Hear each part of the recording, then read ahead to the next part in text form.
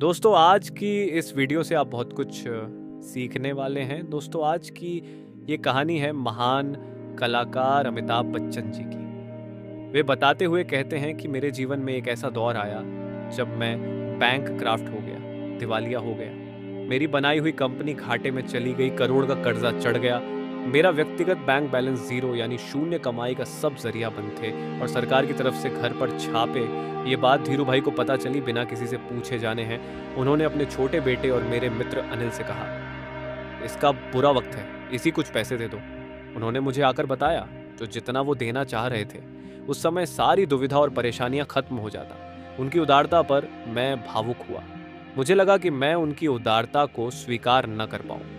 ईश्वर की कृपा रही और कुछ संकट के दिनों के बाद समय बदला, काम मिलना शुरू हुआ और धीरे धीरे मैं अपने सारे कर्जे उतार पाया। एक शाम धीरू भाई के निवास स्थान पर एक दावत के अवसर पर मुझे भी आमंत्रित किया गया। तो ऊपर ब्लॉग में एक तरफ धीरू भाई बड़े से मेज पर अपने कुछ मित्रों, बड़े फाइनेंशियल और कॉरपोरेट वर्ल्ड के दुनिया के दिग्गजों के साथ बैठे बात कर रहे थे। मुझ पर नजर पड़ी तो मुझे बुलाया और कहा या मेरे साथ बैठे। मुझे बड़ा अजीब लगा। मैंने क्षमा मांगी और कहा मैं उधर अपने मित्रों के साथ बैठा हूँ, वहीं ठीक हूँ। उन्होंने जिद की और बैठा लिया। फिर अपनी उस दिग्गजों की महफिल में उन्होंने कहा ये लड़का गिर गया था लेकिन अपने बल पर फिर खड़ा हो गया। मैं इसकी इज्जत करता हूँ।